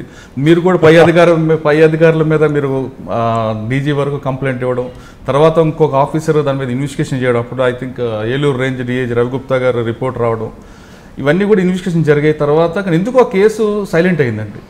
లేదు, అబ్సల్యూట్గా అది మీరు అన్నట్టు ఏదో అక్కడేదో మా ఇద్దరి మధ్యలో విభేదాలు అట్లా అదేం కాదండి, అట్లేం లేదు. ఫస్ట్ ఏంటంటే ఆ కేసు అందరు సీనియర్ ఆఫీసర్స్ నాలెడ్జ్లో ఉండంటే దొంగతనాలు అవుతుండయి. అక్కడ ఆయిల్ లైన్ ఒకటి వైజాగ్ నుంచి ఆయిల్ పైప్ లైన్ ఒకటి వెళ్తుంటుంది, ఏది హైదరాబాద్ కోసం. దాని నుంచి ఆ పైప్ లైన్ నుంచి దానికి హోల్స్ వేసి ఏది ట్యాంకులు కూడా ఆయిల్ దొంగతనం చేస్తుండేవాళ్ళు. చేస్తున్నప్పుడు ఎవరు చేస్తున్నారా అనేది అది చేస్తున్నప్పుడు కొంత అక్కడ లోకల్గా ఉన్న కొంత నెట్వర్క్ బ్రేక్ అయిందనమాట. అంటే ఇటువంటి దాన్ని చేసేవాడు దానికి ఏం చేసేవాళ్ళు డ్రిల్ వేసేవాళ్ళు, డ్రిల్ వేసి ట్యాంకర్స్ని తీసుకెళ్ళి ఎక్కడో పొలాల్లోనో లేదా అడవుల్లో నుంచి పైపులు వెళ్తుంటే అక్కడికి వెళ్ళి ట్యాంకర్ తీసుకుని వెళ్తుండేవాళ్ళు. సో దీన్ని అప్పుడు డిఐజీ రవిగుప్తా గారు అప్పుడు ఉన్నారు, ఆయన ఉండి మనం ఎటైనా దీన్ని కట్టడి చేయాలని రాజమండ్రిలో మీటింగ్ పెట్టి కూడా చెప్పారనమాట. పెట్టినప్పుడు మేమంతా దానికి ఒక స్పెషల్ టీం ఫామ్ చేసుకొని అందరం కూడా దాంట్లో చేసినప్పుడు ఆ టీం అంతా కూడా మొత్తం ఎవరైతే దొంగతనాలు చేస్తున్నారో వాళ్ళందరినీ కూడా పట్టుకోవడం జరిగింది. దాంట్లో కొన్ని కొంత ఏంటంటే అక్కడ జరిగినటువంటి లోకల్ కొంత నెక్సెస్ ఉన్నాయన్నీ కూడా ఎక్స్పోజ్ చేయడం జరిగింది. అది చేసే ముందు కూడా అక్కడ ఉన్నటువంటి సీనియర్ ఆఫీసర్స్ అందరితో కూడా ముందుగానే వాళ్ళతో డిస్కస్ చేయడం జరిగిందనమాట, రైట్ ఫ్రమ్ డీజీ నుంచి అందరితో కూడా. సో అయిన తర్వాత దాంట్లో ఇక మళ్ళీ దాని గురించి నేను ఫర్దర్గా చెప్పడం అంటే ఎవరు ఏంటి అనేది అవన్నీ కాదు. ఇవన్నీ నేనేదేనండి, మీరు ఒక బలమైన దీని మీద పోతున్నప్పుడు మీకు తప్పకుండా మీరు ఫేస్ చేయాలి అనమాట, ఇబ్బందులు ఫేస్ చేయాల్సిన పరిస్థితి ఉంటుంది. సో ఫేస్ చేయాలి, తప్పదన్నమాట. మీరు ఏంటంటే నేను ఫేస్ చేస్తున్నాను కాబట్టి నేను ముందుకు వెళ్ళను అని అంటే కనుక రేపు మీరు మంచి చేద్దాం అనుకునేది మీరు ఏమీ చేయలేరు. అంటే అప్పుడున్న ఆఫీసర్తో మీరు డిస్ప్యూట్ రావడం అన్నది వాస్తవం కాదండి. ఎందుకంటే I don't want to comment on this. తర్వాత మీరు దాని మీద డిఏజీ రవిగుప్తా గారు ఇన్వెస్టిగేషన్ చేశారు, మీరు కూడా హ్యూమన్ రైట్స్ కమిషన్కి వెళ్ళారు, ఇంత జరిగింది. ఆ ఆఫీసర్తో ఇప్పుడు మీరు కలిసి పనిచేయాల్సి వస్తే ఎలా పనిచేస్తారు? ఇప్పుడు అబ్సల్యూట్గా వీఆర్ కంఫర్టబుల్. ఇప్పుడు జనరల్గా మీరు ఆయన కలిసి ఎక్కడో దగ్గర పనిచేయాల్సి వస్తుంది సిస్టంలో. పనిచేసినప్పుడు అంతవరకే అది, అంతేగాని తర్వాత పనిచేయాల్సి వస్తే వీల్ వర్క్ అంతే తప్ప. కానీ ఆ డిస్ప్యూట్ అయిన తర్వాత మీ ఇద్దరు కలిసి ఎప్పుడైనా మాట్లాడినప్పుడు కూడా కంఫర్టబుల్గానే ఉంటాం అనమాట. అదే అబ్సల్యూట్లీ అనేది అది nothing to be looked in to personal దీంట్లో కాదనమాట. సో అది ఆ ఇష్యూ వచ్చినప్పుడు అక్కడ ఎట్లా అయిందో అది పొరపాటున అలా అర్థం చేసుకోవడంతో కొంత ఇబ్బంది పడ్డాం మేము. సో అది పర్సనల్గా ఏదో వచ్చిందని, బట్ అది పర్సనాలిటీ ఇష్యూస్ కాదు, అది ఇట్స్ ఓన్లీ ఆ జరుగుతున్న క్రమంలో అప్పుడున్న పరిస్థితుల్లో బహుశా అట్లా వెళ్ళుండొచ్చేమని నేను అనుకుంటున్నాను. అంటే ఇంకొక విషయం అండి, రంగనాథ్ మంచి కేసులు చేస్తాడు, ఇన్వెస్టిగేషన్ చేస్తాడు. రంగనాథ్ నక్సలైజ్ మూవ్మెంట్ అరికేటెడ్. నాకు రంగనాథ్ మంచి అయోష మేర కేసులు లాంటివి లాజిక్ పారామీటర్స్తో వెళ్తారు అన్నది ఒక ఎంత మంచి పేరు ఉందో. రంగనాథ్కి హెడ్ స్ట్రాంగ్. రంగనాథ్ ఎవరి మాట వినడు, పైర్ ఆఫీసర్లు చెప్పినా లేదా పొలిటీషియన్ చెప్పినా వినడు, ఆయన అనుకుందే చేస్తాడు అన్నది ఒక ఆరోపణ. ఉంటుంది. అంటే పైన ఆఫీసర్స్ చెప్పింది, పొలిటీషియన్ చెప్పింది నేను వినకపోవటం అనేది ఏం లేదండి అక్కడ. బట్ పైన ఆఫీసర్ నా పైన అధికారి చెప్పింది ఖచ్చితంగా వింటాను. అంటే కొన్ని ఫ్లెక్సిబిలిటీ ఉండడం అనేది ప్రధాన. కొంచెం మొండితనం ఉండొచ్చు, నాకు ఉండొచ్చు, ఆ స్టబర్నెస్ ఉండొచ్చేమో, అది బహుశా నా ఇన్హెరెంట్ క్యారెక్టర్ ఏమో, బహుశా కొంచెం మొండితనం ఉంది. కొంత ఏంటంటే చెప్పిన దాన్ని రాజకీయ నాయకుడు వచ్చేసి పలానా వాడిని పెట్టండి, పలానా వాడిని తీసేయండి అంటే నేను విన్ను, తప్పకుండా విన్ను. ఎందుకు వినాలి? అది నేను నా జీవితంలో ఇప్పటిదాకా ఎవరిని కూడా రాంగ్ కేసులో ఎవరిని కూడా నేను పెట్టలేదు. ఉన్న ముద్దాయిని ఎప్పుడు దాకా తీయలేదు, నాకు తెలిసి తీయలేదు అనమాట ఇప్పటిదాకా. సో అంటే రికమెండ్ చేసినా సరే సీఏ పోస్టులు ఇవ్వకుండా వాళ్ళని పక్కన పెట్టారు, డీజీ చెప్పిన వినేవారు. అట్లా కాదండి, అట్లా చెప్పినవి చేస్తారు. పైన అధికారులు అక్కడ వాళ్ళు పలానా వాడికి ఇవ్వండి అంటే కనుక మంచి అధికారి అయితే తప్పకుండా వస్తాం, లేదా మేము అబ్జెక్ట్ చేయటం చేస్తాం అన్నమాట. చేస్తాము. అది డీజీ గారు చెప్పినా లేకపోతే ఇంకెవరు చెప్పినా వాళ్ళకి మేము చెప్తాం, సార్ ఇలా ఉన్నారు, ఇతని మీద ప్రాబ్లం ఉన్నప్పుడు వాళ్ళు కూడా ఆలోచన చేస్తారు. ఇట్స్ నాట్ దట్ ఇది మేము ఒక్కళ్ళమే, ఇది అందరూ బాగా చేయాలనే ఉన్నారు సిస్టమ్ని. సో ఇదే ఉత్తి ఏది నేను ఒక్కనే ప్రొజెక్ట్ అవ్వాలనేది ఏం కాదన్నమాట. అందరూ బాగా చేయాలనే ఉద్దేశంతో ఉంటారు. కొంత ఉంటాయి, బిహేవియరల్గా ఉండొచ్చు. నాకు అట్లా అని నా ఆఫీసర్స్లో నాకు అద్భుతమైన రిలేషన్షిప్ ఉన్న ఆఫీసర్స్ ఉన్నారన్నమాట. ఇప్పుడు ఇక్కడ ఎందుకు హైదరాబాద్లో మా సిపి గారు ఉన్నారు, ఈజ్ అ ఫ్యాంటాస్టిక్ ఆఫీసర్. అసలు బహుశా చాలా తక్కువ మంది ఉంటారు భారతదేశంలో అట్లాంటి ఆ క్యాలిబర్ ఉన్న officers. So I share a very good relationship with him. మా జాయింట్ కమిషనర్ ఉన్నారు, అట్లానే మా అడిషనల్ కమిషనర్ ఇంతకుముందు జితేంద్ర గారు ఉన్నారు, ఇప్పుడు అప్పాకి మన tsp direct. I shared very good relation. నాకు ఎస్పీలో చాలామంది ఎవరు బాలసుబ్రహ్మణ్యం గారు ఉన్నారు, శ్రీనివాసులు గారు ఉన్నారు. అంటే నేను పనిచేసిన ప్రతి చోట కూడా నా పైన అధికారులతోటి నాకు ఉన్న సంబంధం ఇప్పటికీ అంత పర్సనల్ లెవెల్లో అంతే కోఆర్డియల్గా ఉన్నదన్నమాట. అంటే మీకున్న ఇప్పుడు సర్వీస్లో మీ కంఫర్ట్గా ఉన్న ఆఫీసర్ ఎవరు? మీ ఐడియాలజీని విభేదించిన ఆఫీసరు, ఆయనతో పని చేయకూడదు అన్న డిసైడ్ అయిన ఆఫీసర్ ఎవరు ఉన్నారు? లేదండి, అది నేను పని చేయలేదు అనేది నేను చెప్పకూడదు, కానీ చేయకూడదు అనేది అంటే అది ఇబ్బందికరమైనవి ఉండొచ్చు కొంతమంది, బట్ అలా అని నేను వాళ్ళతో పని చేయకూడదు అనేది లేదు. కానీ బట్ నాకు కంఫర్టబుల్ ఆఫీసర్స్ వీళ్ళు అనమాట. ఇప్పుడు నేను మీకు చెప్పాను కదా, నాకు మిగతా వాళ్ళు కంఫర్టబుల్ కాదని అనుకో. అలా అని కాదు, వీళ్ళతో నేను పని చేశాను, ఇంకా వేరే వాళ్ళతో పని చేశాను ఇంకా కంఫర్ట్ ఉండేదేమో. నాకు వీళ్ళతో నేను పని చేయడంతో ఎక్సలెంట్ కంఫర్ట్ ఉంది. మా ఇప్పుడు సిపి గారితో అంటే ఆయన ఏంటంటే వర్క్ కల్చర్ని అక్కడ ఎంకరేజ్ చేస్తాడు. సో మీలో ఏమన్నా ఏది ఆలోచనలు ఉంటే కానీ చేస్తాడు. చాలా సిన్సియర్గా కమిట్మెంట్తో చేసే అధికారం. సో మనకేంటంటే అట్లాంటి వాతావరణం ఉన్నప్పుడు న్యాచురల్గా మనం పనిచేయాలనేటటువంటిది వస్తుంది. అక్కడ అట్లనే సేమ్ బాలసుబ్రహ్మణ్యం గారు మా ఎస్పీగా ఉన్నప్పుడు ప్రకాశంలో he was very committed man. So చాలా సిన్సియర్గా పనిచేయాలి. సో నాకేంటంటే అంత మంచి ఇది ఉండేది. శ్రీనివాసులు గారు ఈస్ట్ గోదావరిలో ఉన్నప్పుడు ఆయనతో కూడా అంతే ర్యాపో, మంచి వర్క్ కల్చర్ ఉంది. సో అంటే వర్క్ కల్చర్ బట్టి అక్కడ ఉన్న ఆఫీసర్స్ తోటి నేను ఉంటాను.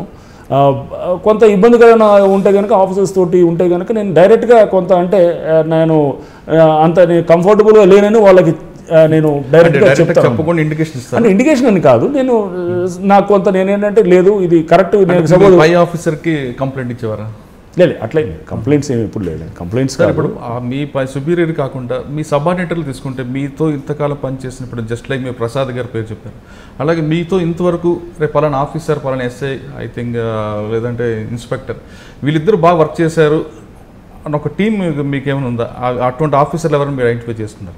చాలామంది కానిస్టేబుల్స్ వీళ్ళ నుంచి ప్రతి వాళ్ళు చాలామంది వాళ్ళు చేయబట్టి ఇది ఇప్పటిదాకా పర్టికులర్గా వీళ్ళైతే నాకు బాగా పనిచేశారు అలా లేదు. నా పర్టికులర్ ఈ టీమ్ తోట నేను చేస్తానని లేదు, ఎవరితోటైనా చేయగలగాలి. గారు, మహేందర్ రెడ్డి గారు పేర్లు చెప్పారు. ఆ విధంగా మీకు మీ సబార్డినేట్స్ లో చాలా మంది ఉన్నారండి. ఇప్పుడు నేనేది చాలా మంది పనిచేసిన ఆఫీసర్స్ బ్రహ్మాండమైన టీంలు ఉన్నారన్నమాట.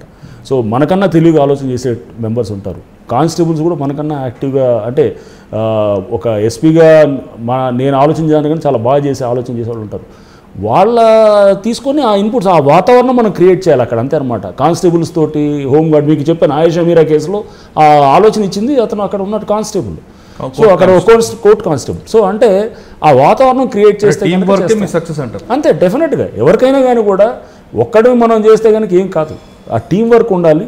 ఆ టీం వర్క్ కూడా అంత నిబద్ధతతోటి పనిచేసే టీం ఉండాలి.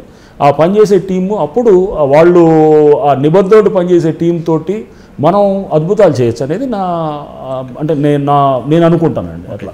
ఇప్పుడు మీకు పోలీస్ క్వార్టర్స్ కేటాయించిన మీరు ఈ సొంత ఇంట్లో ఉండడానికి ఒక ప్రధాన కారణం అంటే ఫ్యామిలీ, ఫాదర్ మదర్ వాళ్ళతో ఉన్నాక, లేదా దేనికోసం ఇక్కడ మీరు?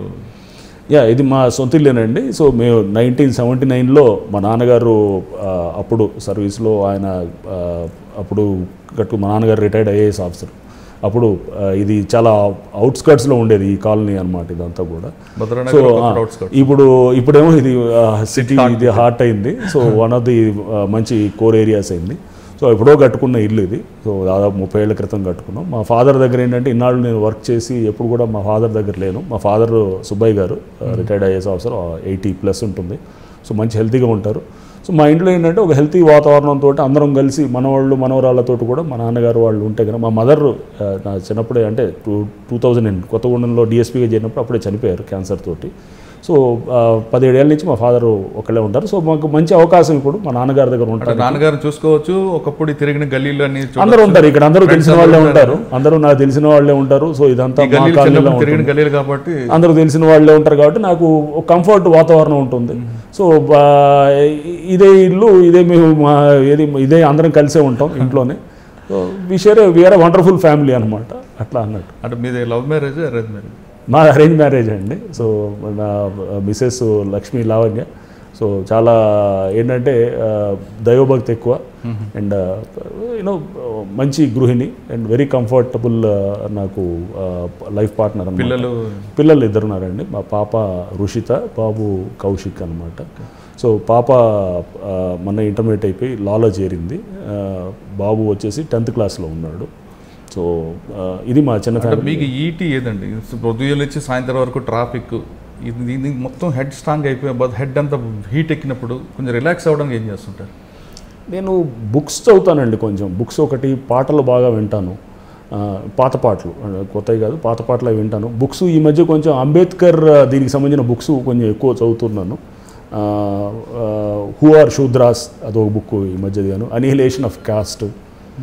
సో ఇట్లా కొన్ని అంబేద్కర్ రచనలు కూడా కొన్ని ఈ మధ్య కాస్త, అంటే మ్యూజిక్ సినిమాలు అవే ఉన్నాయి. ఏమంటారు? మ్యూజిక్ సినిమాలు కూడా చూస్తానండి. సినిమాలు కూడా టైం దొరుకుతుందా మీకు? టైం చూసుకోవాలంటే నేనేది పిల్లలతో మనం స్పెండ్ చేయాలి. పిల్లలకి చదువు చెప్పాల్సిన అవసరం ఉంటే పిల్లలకి చదువు చెప్తాం. వాళ్ళ మన సినిమా అంటే మనకు అన్నీ అకామిడేట్ చేయాలి. మనం ఉద్యోగం ఒకటే చేస్తే సరిపోదు కదా, బ్యాలెన్స్గా ఉండాలి. ఒక ఫ్యామిలీగా కూడా యూ షుడ్ బి సక్సెస్ఫుల్ అనమాట. సో అటు భార్యకి పిల్లలకి మనం టైం కేటాయిస్తూ, మన కోసం కొంత టైం కూడా ఇచ్చు, మనలో మనం ఇంట్రాస్పెక్షన్ చేసుకుంటూ, మనల్ని ఎప్పుడు పర్సనాలిటీగా, వ్యక్తిత్వం మనది ఎప్పుడు కూడా పెరుగుతుండేటట్టు, మనం ఏంటంటే మంచిగా మన ఆలోచనలు కూడా మంచి తీసాం. దేవుడిని నేను పెద్దగా నమ్మను, కానీ నా భార్య బాగా దైవభక్తి ఎక్కువ. నేను దేవుడి దగ్గర నేను దండం పెట్టుకునేది ఒకటే, నా వైపు నుంచి తప్పు జరగకూడదు, నా వైపు నుంచి ఈ సమయానికి చెడ్డ జరగకూడదు, నా వల్ల మంచి జరగాలి, నా చుట్టూ ఉన్న వాతావరణం కూడా అలానే తయారు చేయాలి అనేటటువంటిది. అందరూ బాగుండాలి, నేను దాంట్లో నా రోళ్ళు తప్పకుండా కాస్త కూస్తూ ఉండాలి అనేటే నేను అనుకుంటాను. అంతకుమించి నేను దేవుడిని నేను పెద్ద కాన్సెప్ట్లే పెద్దగా నమ్మను అనమాట. ఓకే. అంటే ఇంట్లో వంట చేయడం అటువంటి కార్యక్రమాలు ఏం చేస్తుంటారు? లేదండి, నేను చేయను, నాకు పెద్దగా రాదు, కానీ టీ ఎప్పుడైనా పెడుతుంటాను. లేటెస్ట్ సినిమా ఏం చూసారండి? అందులో మీకు నచ్చింది? లేటెస్ట్ది ఈ మధ్యకాలం చూసిన సినిమాల్లో మన శర్వానంద్ సినిమా వచ్చిందండి, మహానుభావుడు. అదొకటి బాగానే సరదాగా అనిపించింది. చూశాను. నెక్స్ట్ బాహుబలి 2 సార్లు చూశాను. సో రాజమౌళి గారిని కూడా ఇన్వైట్ చేసి మేము మొన్న ప్రోగ్రామ్ కూడా చేసాం ట్రాఫిక్. సో అది ఎంతవరకు వచ్చింది సార్ కాన్సెప్ట్? అది అంటే అవేర్నెస్ కాన్సెప్ట్, అవేర్నెస్ది వాళ్ళు ఆయన బాహుబలి టీము రాజమౌళి గారు, అల్లు అర్జున్ గారు వీళ్ళందరూ కూడా పెట్టి మనం చేసాం. సో బాహుబలి ఈ మధ్యకాలంలో 2 సార్లు చూసిన సినిమా ఏమైనా ఉందా అంటే బాహుబలి పార్ట్ 2 అండి, అది చూసాను. ఓకే. సో జనరల్గా ఒకసారి చూస్తాం. సినిమా హీరోలు హీరోయిన్లు ఎవరండి మీకు బాగా లైక్ చేస్తారు? సినిమా హీరోస్ చాలామంది ఉన్నారండి. అంటే నాకు సినిమా నచ్చితే అది ఉంటుంది. సో ఈ మధ్య అప్కమింగ్ వీళ్ళందరూ కూడా బాగానే చేస్తున్నారు. ఇప్పుడు శర్వానంద్ ఒకళ్ళు, నాని వీళ్ళందరూ కూడా బాగా చేస్తున్నారు. పాత దాంట్లో చిరంజీవి గారి ఎన్టీఆర్ చిరంజీవి గారు అంటే బాగా ఇష్టం ఉండేది. పాత ఎన్టీఆర్ గారు, సీనియర్ ఎన్టీఆర్. చిరంజీవి మీకు ఫ్యాన్ అంటున్నారు కదా, చిరంజీవి గారి మధ్యలో ఇప్పుడు కలిసారు ఈ మధ్యకాలంలో? ఈ మధ్య కలవలేదు, ఎప్పుడో చాలా రోజుల క్రితం కలిసాం అనమాట. సో పొలిటికల్ పార్టీ పెట్టిన తర్వాత పెట్టకముందు పెట్టి తర్వాత అది అయిపోయిన తర్వాత కూడా ఆ తర్వాత అండి ఫంక్షన్స్లో ఎక్కడ కలిసినప్పుడు చిరంజీవి గారు పార్టీ పెట్టి అభిమానులు దూరం అయ్యారా, పార్టీ పెట్టడం తప్పు చేశారంటారు మీ వ్యక్తిగత? అదంటే నేను అంత విశ్లేషణ చేయగలిగేంత రాజకీయ పరిజ్ఞానం నాకు లేదండి. అది అది బహుశా వారిని అడగాలి. నాకు అంత పరిజ్ఞానం. అభిమానిగా చెప్పండి. నేను అభిమానిగా చెప్తాను. అభిమానిగా ఎస్, బహుశా ఆయన ఆ పార్టీ మంచి ఉద్దేశాలతో ఏమైనా పెట్టి ఉండవచ్చు. ఆ తర్వాత దాన్ని కొన్ని సందర్భాల్లో అది క్లోజ్ చేశారు. సో అది బహుశా అది క్లోజ్ చేయడంతో కూడా కొంత రాజకీయంగా మటుకు డెఫినెట్గా కొంత ఆయనకి ఎదురుదెబ్బ అని అనుకోవాలి. బట్ ఏదేమైనా కానీ అంత నేను విశ్లేషణ చేయగలిగే అంత వ్యక్తిని అయితే కాదు దానికి. ఇప్పుడు ఫైనల్గా మీరు డిపార్ట్మెంట్లో పబ్లిక్ ఏం సర్వీస్ చేయబోతున్నారు ఫ్యూచర్లో? మీరు అసలు యామినేషన్ ఏముంది? నాది ఒకటేనండి, నా వల్ల ఇందాక మీకు చెప్పాను, నేను దేవుడి దండం పెట్టుకున్నాగా నా వల్ల పొరపాటు జరగకూడదు, నాకు ఎప్పుడు కూడా చెడు ఆలోచన మైండ్లో రాకూడదు. సో నేను నా వల్ల సమాజానికి మంచి జరగాలి. సో ఇంతే కోరుకుంటాను అనమాట. సో నేను చేయగలిగినంత వరకు నేను చేస్తాను. సో నేను అందరూ వేరే వాళ్ళని చూసి నేను చెడుగా అనేది వెళ్ళాలనేటటువంటిది అది ఉండకూడదు. సో కొంత నాకు బిహేవియర్లు మీరు అన్నారు కదా, కొంచెం మొండితనం ఇవనేది వీలైనంత వరకు నేను కంట్రోల్ చేసుకోవడానికి నేను చూస్తుంటాను అనమాట. ఎప్పటికప్పుడు నాలో నేను ఇంట్రాస్పెక్షన్ చేసుకుంటూ ఉంటాను. సో కొంత ఇది ఉంటాను. సపోజ్ ఎవరికైనా నచ్చలేదు అనుకోండి, పలానా ఎవరు రాజకీయ నాయకుడు అయితే పైన అధికారి అని చెప్పినప్పుడు నేను మార్చుకోవాలి. అందరూ వాళ్ళు సిన్సియర్గా ఉండే వాళ్ళే ఉంటారు. రాజకీయ నాయకులు అందరూ కూడా తప్పట్టడం లేదు. సీనియర్ ఆఫీసర్స్ నాకన్నా ఇంకా బాగా చేసేవాళ్ళు ఉంటారు. బట్ నేను చెప్పే పద్ధతి కొంత మార్చుకోవాలనేది నేను ఎప్పటికప్పుడు నేను కరెక్ట్ చేసుకుంటూ ఉంటాను అనమాట. కరెక్ట్ చేసుకుంటాను. బట్ ఏదైనా కానీ కోర్ ప్రిన్సిపల్స్ మటుకు ఎస్, మనం ఎవరైతే కనుక వీళ్ళు ఉంటారు చూసారా, బడుగు బలహీన వర్గాలు, బీదవారు, వాళ్ళకి అండగా ఉండాలనేది ఉంటుందండి. అలానే గొప్ప వాళ్ళకి అనేది మనం ఏమి ప్రెజుడిస్ అయ్యి ఉండాలని కాదు, వాళ్ళు కూడా న్యాయం ఉంటే ఖచ్చితంగా ఉండాలి. వీళ్ళకి ఎవరు పలికేవాడు ఉండడు కాబట్టి ఆ టైంలో సిస్టంలో మీరు కొంత ఎదురుదలాల్సి వస్తుంది. తప్పకుండా ఎదురుస్తాం అన్నమాట. అది దానికి మనం మారాల్సిన అవసరం లేదు. ఎందుకంటే అది మంచి కోసం చేస్తున్నాం. పాజిటివ్ బయాస్ తోటి చేయాలనేది రాజ్యాంగంలోనే చెప్పింది, పాజిటివ్ బయాస్ ఉండాలనేది. సో మనం పాజిటివ్ బయాస్తో చేస్తున్నాం. ఎదుర్కొంటే తప్పులు ఇబ్బందులు ఎదుర్కొందాం, ఏం పర్వాలేదు అనేటట్టు. అందరూ బాగుండాలి, అందులో నేను బాగుండాలి, నేను కూడా ఉండాలి అనే కోరుకునే రంగనాథ్ గారు ఫ్యూచర్లో మరిన్ని సక్సెస్ తీసుకురావాలి. ఎవరైతే చెప్తున్నారో అనే అంబిషన్, బడుగు బలహీన వర్గాలకి, పేదవారికి పోలీస్ ఉంది అనే ఒక నమ్మకాన్ని కలిగించేలా రంగనాథ్ గారి ప్రవర్తన, రంగనాథ్ గారి డ్యూటీ ఉండాలి. ఇకపై కూడా రంగనాథ్ గారు నెక్స్ట్ డిఐజీ అవ్వాలి, ఐజీ అవ్వాలి. ఎక్కడ ఐజీ అయినా అంటే జనరల్గా ఆ స్థాయికి వచ్చిన తర్వాత కూడా కింద స్థాయి పబ్లిక్తో, కింద స్థాయి సిబ్బందితో ఎలాగ ఉండాలి, అదేవిధంగా పబ్లిక్తో, తన దగ్గరకు వచ్చిన పబ్లిక్తో కూడా అదేవిధంగా బిహేవ్ చేయాలని కోరుకుందాం. ఇది ఈ వారం. నమస్కారం.